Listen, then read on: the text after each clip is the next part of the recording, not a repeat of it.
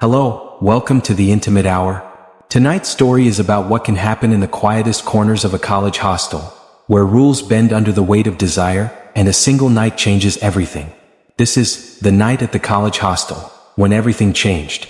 A tale of dark seduction, hidden glances, intense connections, and a girl who discovered a side of herself no one had ever dared to reach. My name is Riley Summers, and when this happened, I was in my third year of university, studying psychology at a private college near San Diego. I wasn't the type who drew too much attention, at least not on the surface. I wore oversized hoodies, kept my head down, did my assignments, and never mixed myself too deeply in hostile gossip. But there's something you should know about people like me, the quiet ones. Still waters don't just run deep, they hide entire storms.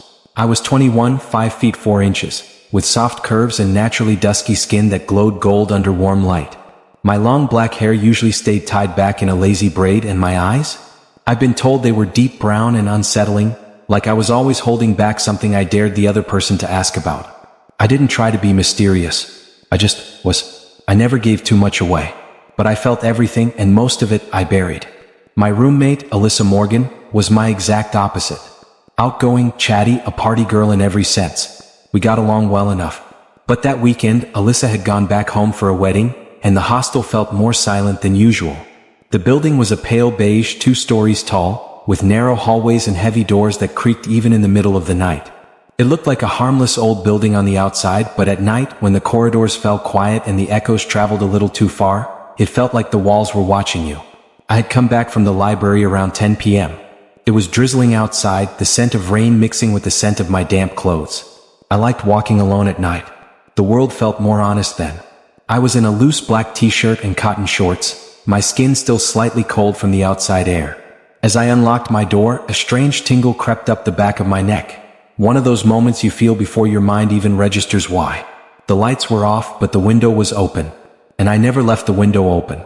The room felt wrong. Heavy. Like someone had exhaled just before I walked in. I turned to close the door behind me, and that's when I saw him. Sitting quietly on the edge of my bed like he belonged there. Adrian Blake. He wasn't supposed to be there. Boys weren't allowed in the girls' hostel past 8 p.m. But Adrian never played by rules. He was in his final year of law school. 23, tall, lean but not skinny, dark features, and an energy that was both seductive and unsettling. He had this intense gaze that could stop you in your tracks. He wasn't loud or popular, but everyone knew of him. Whispers followed him like shadows, about how a girl once transferred colleges after breaking up with him, how he once got into a professor's phone without them knowing, how he'd been seen standing outside the hostel late at night, just watching. We weren't close, but we had a strange kind of chemistry. Across corridors, in shared classes, even in the mess hall, our eyes met too often. Too long. He never flirted. I never smiled. But that tension, it simmered like a secret neither of us admitted out loud. "What the hell are you doing here?" I asked, my voice low but firm. "I wanted to see where you sleep," he said as calmly as if he'd just commented on the weather. "You can't be in here," I whispered. "But I am," he replied. I should have shouted, called someone, but I didn't. Instead, I closed the door behind me and locked it. He stood up slowly, walking around the room like he was reading it, touching the corner of my desk, running his fingers over my books, brushing his hand against the arm of the chair. "You study people," he said, lifting one of my psychology textbooks. "But do you ever let anyone study you?" He was close now. Too close. And I hated how much my body responded to his presence. My skin tingled. My chest rose slightly faster. My thighs clenched out of reflex. There was a heat blooming between my legs that I hadn't felt in a long time. Not like this. Not so suddenly. He stood in front of me, barely inches away. "You're not afraid," he said, searching my eyes. "I am," I whispered, "but not of you." He brushed his fingers down the side of my arm. "Then what are you afraid of?" "That I'll let this happen," I said. "And I won't stop." His lips curled into the faintest smirk. "Then don't." He leaned in and kissed me. Not hungrily. Not tenderly. Just firmly, like he needed to taste me before saying anything else. I kissed him back, and it was like opening a locked drawer I forgot existed. He pushed me gently toward the wall, his hands sliding under my shirt, fingertips grazing bare skin. My breath caught in my throat. I moaned softly as his lips found my neck, trailing heat down to my collarbone. His hands cupped my waist, then my hips, drawing me into him. I could feel his hardness press against me even through our clothes, and it made something inside me throb. He wasn't fast. He wasn't soft either. He took his time, sliding my shirt over my head, pulling down my shorts, exposing inch by inch of my skin like he was discovering something holy. He looked at me like he wanted to ruin me, but gently. I straddled him on the bed, our bare skin meeting. His mouth found my breasts, his hands holding my back like he didn't want to let go. My thighs tightened around him as his fingers slid between them, tracing slow, knowing circles that made me gasp. My body trembled. I didn't just feel aroused, I felt seen.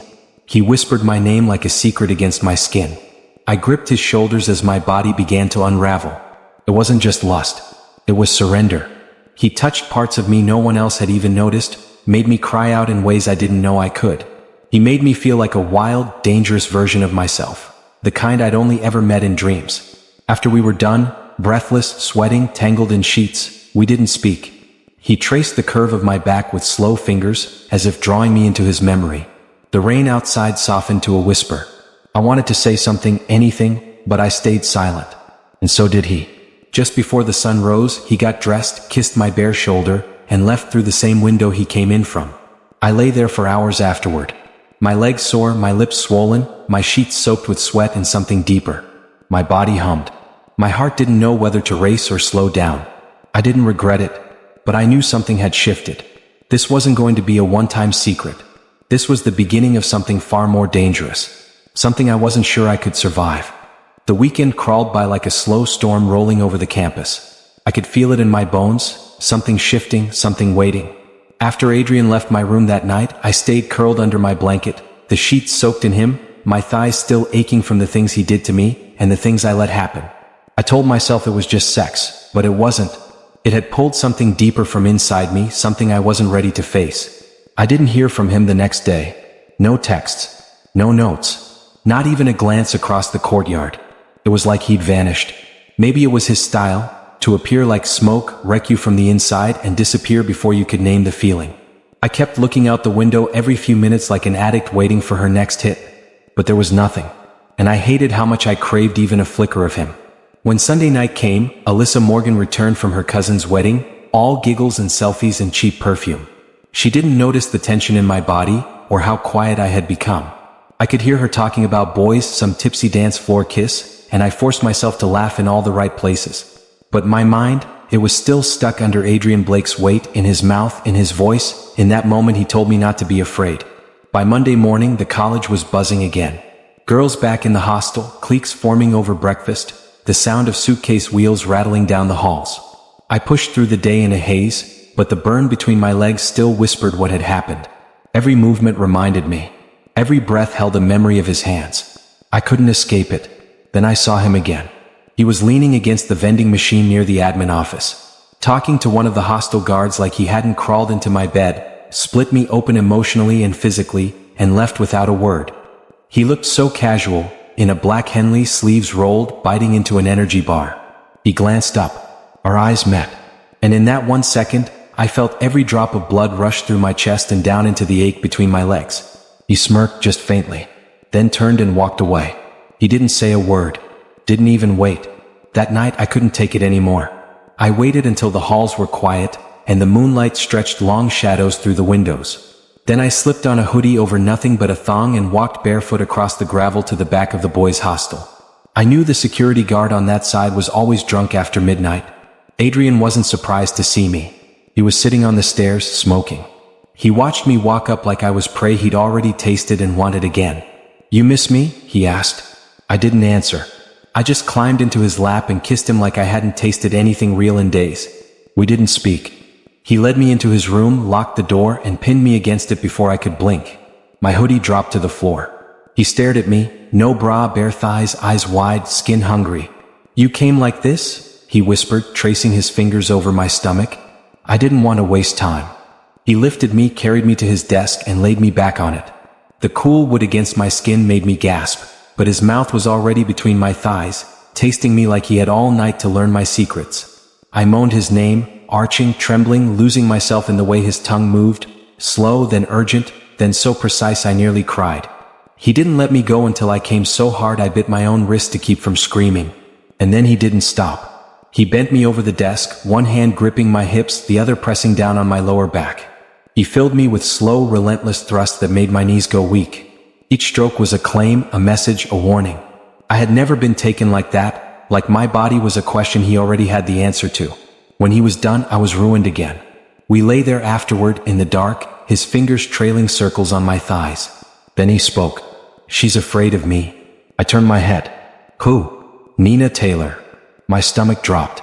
Nina was a soft-spoken sophomore, always with her books, hair in a bun, barely made eye contact. She lived down the hall from me. "She thinks I'm watching her," he said flatly. She told the warden. "Are you?" I asked, scared of the answer. He didn't respond. "Adrian." His eyes found mine. "I watched you too. You just didn't flinch." "That's not the same." He sighed. "I don't know how to be close without watching first. It's the only way I understand people. I don't touch unless I know what they want." "You don't always know." "No," he said, "but I knew with you." I got dressed in silence. His words clung to me like smoke. The next morning, Nina was gone. She didn't show up to class. Her door was locked from the outside. Rumors started flying. By the next evening, word spread that she had gone home. Mental health issues, someone said. Panic attacks. Nightmares. But none of that explained why she left without taking any of her books. I felt sick. I went to the warden, Ms. Davenport, and asked where Nina went. She said, her parents picked her up. Nothing to worry about. But there was worry. It clung to everything now. And then I did something I never thought I'd do. I went to the dean, Dr. Helen Crawford, and I told her the truth. Not about the sex. Not all the details. Just enough. That Adrian had been sneaking into rooms. Watching girls. That Nina had said something. That I had let him in once and now I didn't feel safe anymore. To my shock, she wasn't surprised. She opened a drawer and pulled out a manila folder. Adrian's name was on it. "I've had 3 quiet complaints about him in the last year," she said. "But no one ever made it official." I did. Within 24 hours, Adrian was removed from campus pending investigation. A formal complaint was filed. Nina was contacted. She confirmed everything. He never reached out again. No note. No message. Just vanished. But a week later, an envelope was slipped under my door. No return address. Inside, a handwritten note. "You weren't like the others. You saw me. And I'm sorry I hurt you. I never meant to. But I don't know how to be good. I only know how to want. And you made me want everything." I sat on the floor of my room and cried. Not because I missed him. Not because I forgave him. But because part of me still ached for that night, the one that started it all. The one that woke up the part of me I didn't know was sleeping. Adrian Blake was dangerous. But he was real. And I couldn't lie to myself and say I didn't feel more alive in his arms than I ever had. But the difference now was, I knew I deserved more. And I would never let anyone crawl through my window again. The silence that followed Adrian Blake's removal from campus wasn't the kind that comforts. It was the kind that hovers, like a storm that passed but left the air charged and electric. Everyone knew something had happened. They just didn't know what. Girls in the hostel looked over their shoulders more often. Doors were locked tighter. Even the warden, Ms. Davenport, seemed shaken, avoiding my eyes when we passed in the hall. I didn't talk to anyone about it. Not Alyssa Morgan, not the dean, not even Nina Taylor, who had returned quietly 2 days after Adrian was gone. She moved like a ghost, head down, hair looser, her voice barely above a whisper. When our eyes met in the corridor, she held my gaze for 3 seconds, then nodded, the kind of nod that says, "Thank you for speaking when I couldn't." That was all we exchanged. It was enough. But I wasn't okay. I didn't sleep the same way anymore. Every creak of the wooden hostel floorboards at night made my breath catch. I had started locking not just my door but my windows too. The intimacy I once craved, that unfiltered raw hunger Adrian had stirred in me, now lingered like a bruise that hadn't healed right. Some nights, I touched myself in the dark, reliving how it felt to have him between my thighs, his breath on my skin, his hands controlling my body. And afterward, I would cry, not because I missed him, but because I hated that I missed the feeling of being wanted like that. Wanting isn't always safe. And I had learned that the hard way. The dean, Dr. Helen Crawford, met with me 3 more times over the next few weeks. She was professional, gentle, but firm. She called in a counselor from outside the university and asked if I'd speak to her. I agreed. I had no idea how badly I needed it until I sat on that worn couch and let the words spill from my mouth like poison I'd been holding in my veins. I told her everything. Not just about Adrian, but about how I'd grown up believing I needed to be the quiet, well-behaved girl. How my body had always been seen as something dangerous, something to hide. And how Adrian had made me feel seen, not as a person but as something to be consumed. I admitted that part of me had liked it, that it terrified me how much I enjoyed surrendering to him. And you know what she said? That's not shame. That's survival.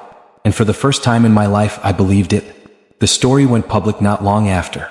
The college released a quiet statement that didn't name Adrian but mentioned a student's removal pending investigation into inappropriate conduct and safety violations. That was their language, cold, sanitized. But among the students, whispers turned into truths. A few other girls came forward. They admitted to being watched, having doors rattled. One girl, a first year named Bella, said she once woke up to find her phone unlocked, open to photos of herself sleeping. She thought she was going crazy. But she wasn't. He had been everywhere. And I had been the only one to say it out loud. There was no formal apology. No dramatic courtroom scene. Just the quiet justice of someone dangerous being seen for what he was. But I didn't feel like a hero. I still had to live with what I let happen.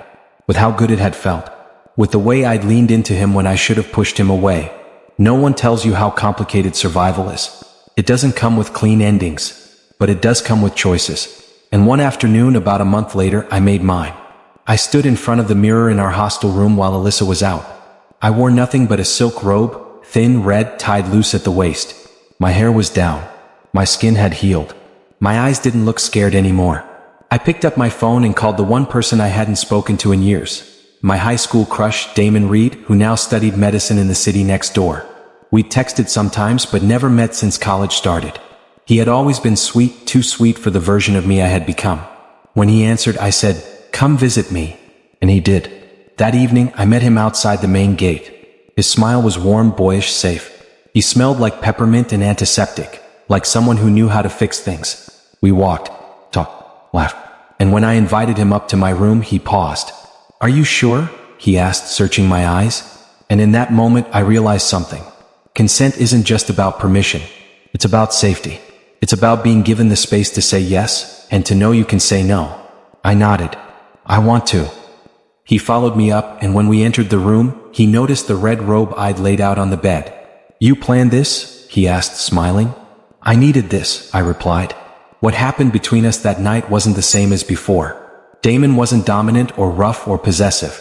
He didn't try to control me. He kissed me gently, asking before each touch. His hands moved with care, not hunger.